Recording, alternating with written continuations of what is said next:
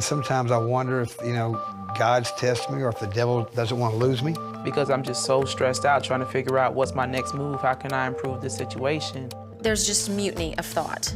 I'm facing a slew of medical bills. I have these kids that are growing up before my eyes, and I want to be here to see all 6 of them have grandkids.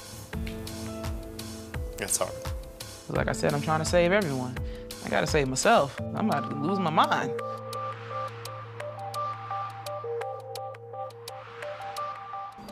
And the next question is, why am I here at Oak Haven? Why am I here?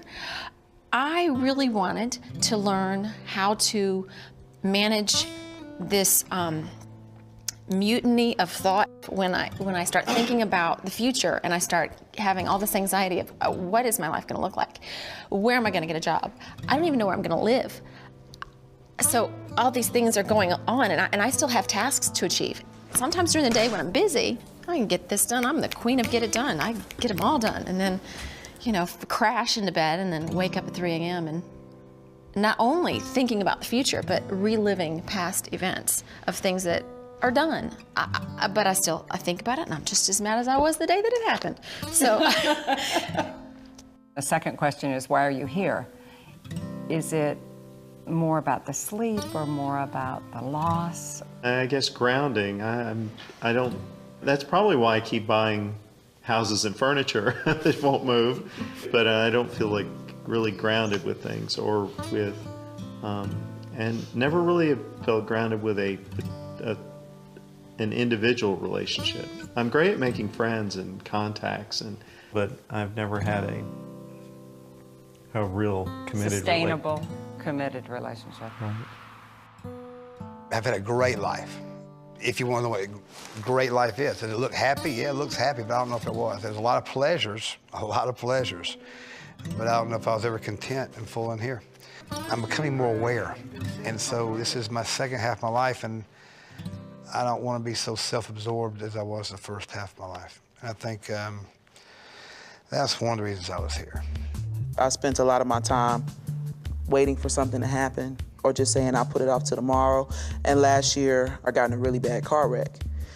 And amazingly, I walked out with like a scratch on my hand, but my car was total. I mean, I came from off one interstate, down a hill, and almost came into oncoming traffic on another interstate. Went straight through the median. And what was I doing? Trying to rush to a job that probably doesn't give a flop about me anyway. And I feel like God kept me for a reason. And I know I have a greater purpose now. Why am I here? I'm no good to anybody right now. I'm not. I'm not good to myself. There's nothing left. It's like everybody else is finding out what their purpose is, why they're here, or have a reason or a plan or to have someone else to live for. I don't feel that. I feel like it's just me, and me, for some reason, is not enough. Stress and depression are sisters, twin sisters. And you're exhausted. You're exhausted with this life. And you know what? This place, Oak Haven, is the greatest place I've ever known in my life to totally surrender. In this last question, what do you need? Teach me how to be peaceful. Put these first. Signs and then put those in there. Just put like How to slow down and manage the thoughts when they come, so they don't manage me. I need to know what the rest of my life's gonna be like. I can't do the partying thing. I can't meet people that way anymore. I don't want to be the guy at the bar at 50 and just keep going and partying. I want a different kind of life, but I'm not sure because another part of me is afraid that it'll be boring. Serenity and peace and being not the party person. One thing I can promise you is it's anything but boring. I need to find inner peace. I need to learn how to focus. I have no focus. I need to learn how to not feel inadequate when I can't save the world. It makes me feel like I'm not doing something right. So I need some tools. And it's crazy because I lost my mom 7 years ago to cancer. Quickly, 6 months from start to finish.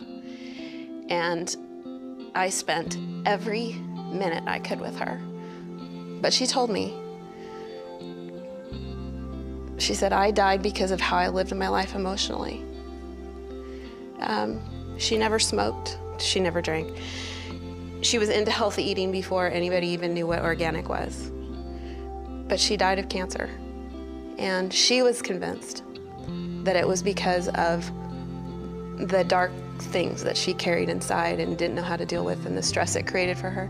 And I know that, and I remember that, and I was so pissed at her for leaving us and my kids not knowing her and my grandkids not knowing her. But I don't know how to choose different. I'm doing the same thing she did. And that scares the hell out of me. It scares me. So I need some tools. Not only are you courageous, I'm touched by your awareness. I just met the man of my dreams. My kids are incredible people. I don't want to miss that. But now I'm watching Kelsey, my daughter. Yes. It's a cycle, you know? And it's a cycle you want to break, isn't it? So I think I want to learn how to love myself and forgive myself, and I think it'll all kind of fall in place and get rid of some of the anger. If I could have a hope and courage. Hope gives us strength. Say it again. Hope gives us strength. Now change the us to me. Hope gives me strength. Beautiful, beautiful. Courage propels us to action. Okay, now change it to me. Courage propels me to action. It's a benediction right there. And a blessing.